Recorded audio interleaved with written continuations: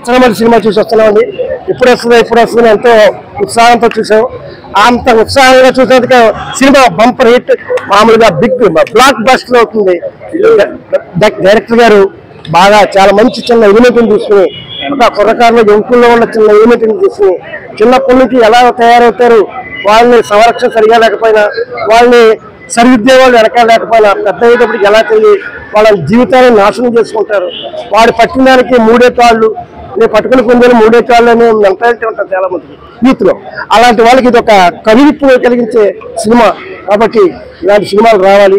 Director గారు మన డబ్బులతో రావాలి. ముఖ్యంగా స్క్రీన్ ప్లే రాసిన విప్పత్తి మధు గారు బాగా రాశారు. డైలాగ్స్ కూడా అద్భుతంగా dialogues.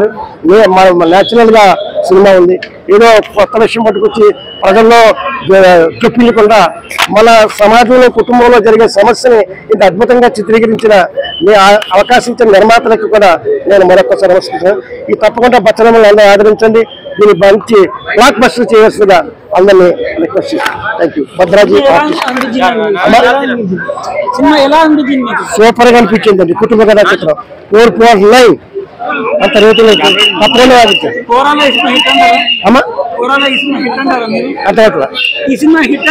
Bumper hit, block bust చేయాలి తప్పకుండా. ఇలాంటి ఎలిమెంట్స్ మీద తీయాలండి. ఏదో పాట కథలు తీసుకోవడం కాదు. ఒక కుటుంబంలో ఒక మనిషి తత్వాలు, ఒక మనిషిలో మనస్తత్వాలు ఉంటాయి. అలాంటి ఒక తత్వాన్ని తీసుకుని వాళ్ళు అద్భుతంగా సినిమా చేశారు. తప్పకుండా బ్లాక్ బస్టర్ అవుతుంది. ఎమోషనల్ అక్కడ కొన్ని డైలాగ్స్ బాగున్నాయి అన్నమాట. చాలా బాగా టేకింగ్ బాగుంది. ఇంకా మ్యూజిక్ బ్యాక్గ్రౌండ్ బాగుంది. ఇంకా కొన్ని ఫైట్స్ చాలా బాగుంటాయి.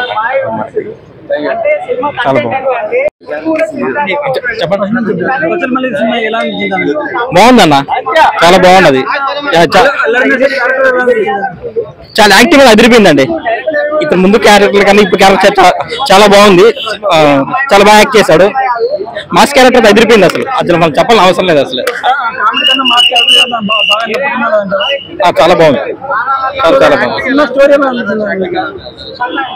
ఎమోషనల్ అంటే మనకు తెలిసిన వాళ్ళ కోపంతో ఏమైనా కోల్పోతే ఎలా ఉంటుంది అనేది మాకు చూపించాడు. బాగుంది. చాలా బాగుంది సినిమా అయితే. దీనికి రిమార్క్ అయితే ఏం చెప్పలేదు నేనైతే. అదిరిపోయింది సినిమా అయితే.